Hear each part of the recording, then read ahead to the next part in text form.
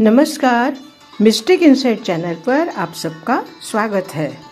उत्पन्ना एकादशी के अवसर पर आप सबको बहुत बहुत शुभकामना। उत्पन्ना एकादशी के बारे में मेरा पहले भी एक वीडियो आ चुका है और आज हम बात करने वाले हैं तुलसी के बारे में। एकादशी का जिक्र हो और तुलसी का नाम ना लिया जाए, ये संभव नहीं है।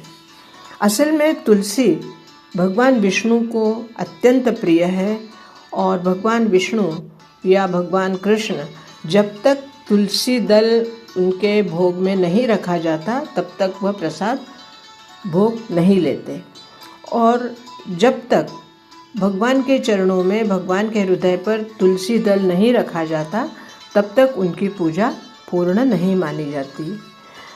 असल में तुलसी को इतना महत्व क्यों दिया गया, या तुलसी एक पौधा होते हुए भी उसको इतनी मान्यता क्यों है, या उसको मोक्ष प्रदायिनी क्यों कहा गया है, इसी के बारे में आज हम बात करेंगे। तुलसी से जुड़ी एक कथा, पौराणिक कथा है। श्रीमद् देवी भागवत पुराण में इनके अवतरण की दिव्य लीला का कथा भी हमें पढ़ने को मिलती है कि एक बार भगवान शिव ने अपने तेज को समुद्र में डाल दिया था और उससे एक महातेजस्वी बालक ने जन्म लिया।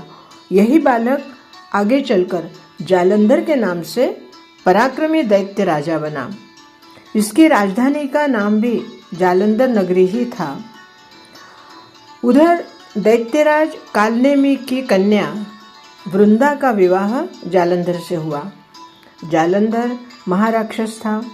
अपनी सत्ता के मद में अत्यंत चूर होकर, अपने सत्ता के मद में उसे इतना अहंकार हो गया था कि उसने माता लक्ष्मी को पाने की कामना मन में धारण कर ली और माता लक्ष्मी को पाने के लिए युद्ध किया।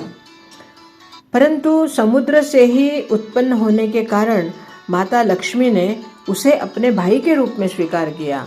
अब वहाँ से वो पराजित हो गया। पराजित होकर उसके मन में देवी माँ पार्वती को पाने की लालसा उत्पन्न हुई, इसलिए वह कैलाश पर गया। अब कैलाश पर पहुँचने के पहले ही उसने देवादिदेव महादेव का ही स्वतः को रूप धारण कर लिया और माता पार्वती के समीप गया। परंतु माता पार्वती ने अपने योग बल से तुरंत उसे पहचान लिया और वहाँ से अंतर्धान हो गई। देवी पार्वती माता अत्यंत क्रुद्ध हो गई और उन्होंने सारा वृत्तांत भगवान विष्णु को सुनाया, क्योंकि एक कथा के अनुसार माता पार्वती भगवान विष्णु को अपना भाई मानती है। तो वही वृत्तांत उन्होंने अपने भाई महाविष्णु को सुनाया। इधर जालंधर की जो पत्नी वृंदा थी वो अत्यंत पतिव्रता थी और पतिव्रता की वजह से ही उसकी शक्ति जालंधर को हमेशा मिलती थी। और जब जब जालंधर ने किसी भी देवताओं से युद्ध किया तो वह हमेशा बच जाता, क्योंकि वृंदा का जो पातिव्रत धर्म था या उसकी जो पुण्य था, उस पुण्य की वजह से जालंधर हमेशा बच जाता, कभी भी वो मारा नहीं जाता।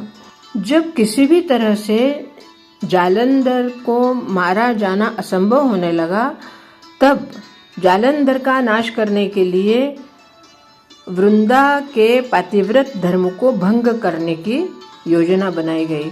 इसी कारण भगवान विष्णु ऋषि का वेश धारण करके वन में जहाँ पहुँचे, वहाँ पर वृंदा अकेली ही भ्रमण कर रही थी। भगवान के साथ दो मायावी राक्षस भी थे, जिन्हें देखकर वृंदा भयभीत हो गई और ऋषि ने वृंदा के सामने ही पल में ही दोनों राक्षसों को भस्म कर दिया। उनकी शक्ति देखकर वृंदा ने कैलाश पर्वत पर महादेव के साथ युद्ध कर रहे अपने पति जालंधर के बारे में पूछा। ऋषि ने अपने माया जाल से दो वानर प्रकट किए। एक के हाथ में जालंधर का सिर था और दूसरे के हाथ में उसका धड़ था। अपने पति की यह दशा देखकर वृंदा मूर्छित हो गई। होश में आने पर वृंदा ने ऋषि रूपी भगवान से विनती की कि वह उसके पति को जीवित करे।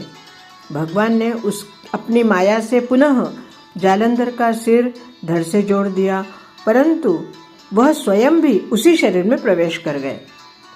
वृंदा को इस बात का जरा भी आभास नहीं हुआ और जालंधर बने भगवान के साथ वृंदा पति की तरह व्यवहार करने लगी और इसी वजह से उसका सतीत्व भंग हो गया। ऐसा होते ही उधर भगवान शिव के साथ जो जालंधर का युद्ध चल रहा था वह युद्ध में मारा गया। इस सारी लीला का जब वृंदा को पता चला तो उसने क्रुद्ध होकर भगवान विष्णु को शीला बनने का श्राप दे दिया और स्वयं सती हो गई। अब जहाँ पर वृंदा का शरीर भस्म हुआ था वहीं पर तुलसी का पौधा उग आया। भगवान विष्णु ने वृंदा से कहा, हे वृंदा, तुम अपने सतीत्व के कारण मुझे लक्ष्मी से भी अधिक प्रिय हो गई हो। अब तुम तुलसी के रूप में सदा मेरे साथ रहोगी।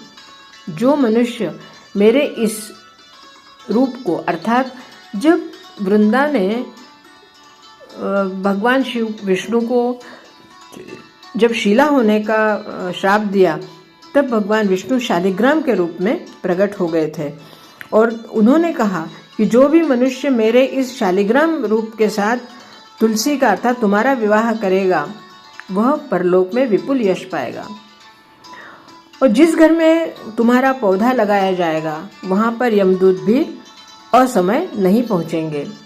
गंगा, नर्मदा आदि सभी पवित्र जल में स्नान करने से, पवित्र जल में डुबकी लगाने से जो पुण्य प्राप्त होता है वही पुण्य तुम्हारे पूजन से लोगों को प्राप्त होगा। मनुष्य को अंत समय में भी तुम्हारे दल का, अगर उनके मुंह में तुम्हारा दल डाला जाए तो उन्हें मोक्ष मिलेगा। मृत्यु के समय जिसके प्राण जाने वाले हैं ऐसे व्यक्ति को अगर तुम्हारे गंगा में तुम्हारे पत्ते डालकर, तुम्हारे मंजीरी या पत्ते डालकर उसको दिया जाए, उसके मुख में दिया जाए तो उसे मोक्ष मिलता है। वह पापों से मुक्त होकर वैकुंठ धाम पहुँचेगा। और इस तरह कार्तिक महीने की देव उठनी एकादशी के दिन जब 4 महीने पूरे होने के बाद भगवान विष्णु को ऐसा कहते हैं कि भगवान विष्णु अब जाग गए हैं, तब उनका विवाह तुलसी के साथ किया जाता है। भगवान विष्णु को तुलसी बहुत प्रिय है और केवल तुलसी दल अर्पित करके ही भगवान विष्णु को प्रसन्न किया जा सकता है। जो लोग तुलसी विवाह संपन्न कराते हैं उनके जीवन में भी वैवाहिक सुख मिलता है, ऐसी धारणा है। राक्षस कन्या वृंदा को एक आशीर्वाद के अनुसार भगवान विष्णु ने उसी से विवाह करने के लिए शालिग्राम में अवतार लूँगा ऐसे उसको वर दिया था और इसी वजह से भगवान विष्णु ने ये शालिग्राम अवतार लिया है। प्रबोधिनी एकादशी के दिन भगवान विष्णु ने शालिग्राम अवतार लेकर तुलसी से विवाह किया था। इसीलिए हर वर्ष प्रबोधिनी एकादशी के दिन तुलसी पूजा की जाती है और भगवान विष्णु से अर्थात शालिग्राम से उनका विवाह किया जाता है। थोड़ा सा हम उस समय उस कथा तक पहुँचते हैं जब भगवान विष्णु को वृंदा ने श्राप दिया था।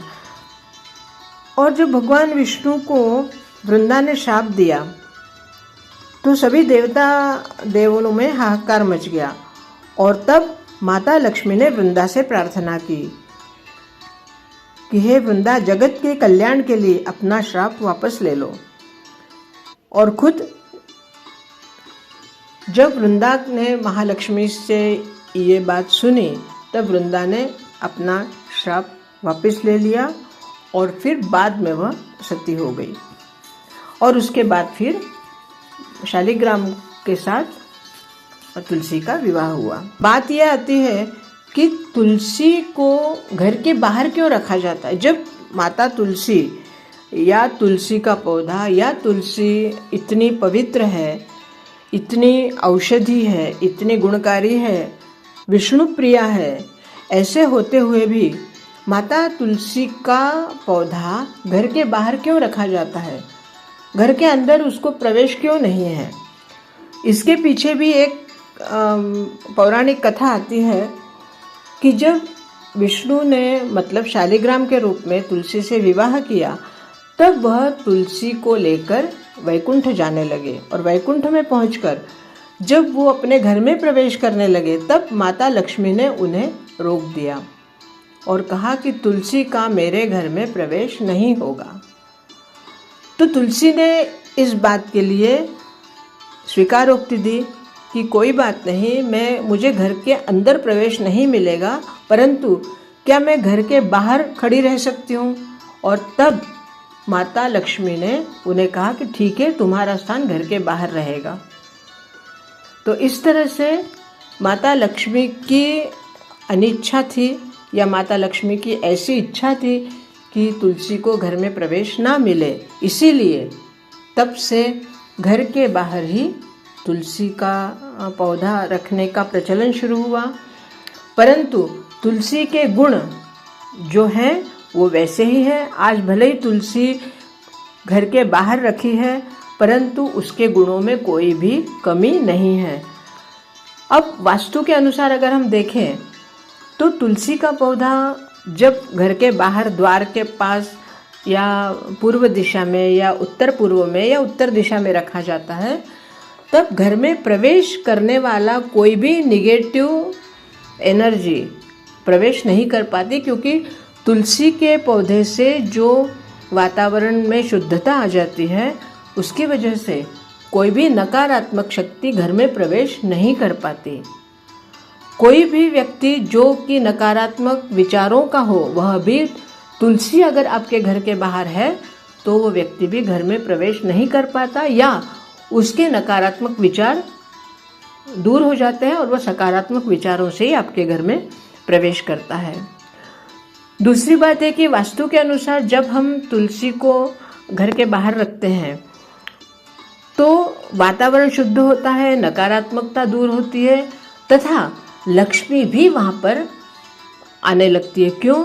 क्योंकि तुलसी विष्णु की प्रिया है और लक्ष्मी भी विष्णु प्रिया है। तो जहाँ तुलसी है वहाँ नारायण का वास होता ही है, और जहाँ नारायण है वहाँ लक्ष्मी भी आती है। इस तरह से जब तुलसी घर के बाहर रखी रहेगी तो नारायण और उसके साथ साथ लक्ष्मी, अर्थात लक्ष्मी के साथ नारायण का घर में प्रवेश होता है, या यूँ कहिए लक्ष्मी हमेशा नारायण के साथ आपके घर में प्रवेश करती है।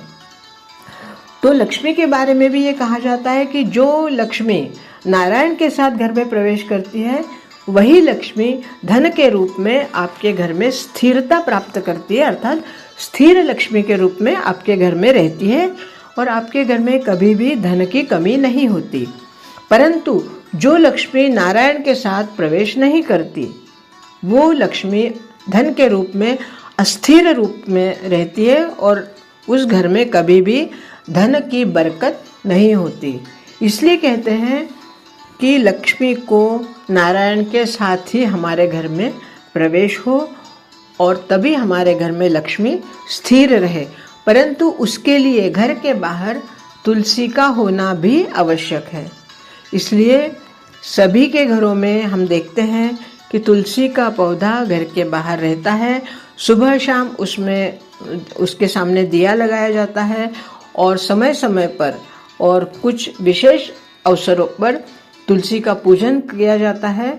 और इस तरह से तुलसी महात्म्य के बारे में आज हमने कुछ रोचक बातें जान ली हैं और आशा करती हूँ कि आपको इसके बारे में ये कथा मालूम तो होगी, परंतु फिर भी एक बार फिर इस कथा को हमने रिपीट किया है, अर्थात फिर से इसको दोहराया है।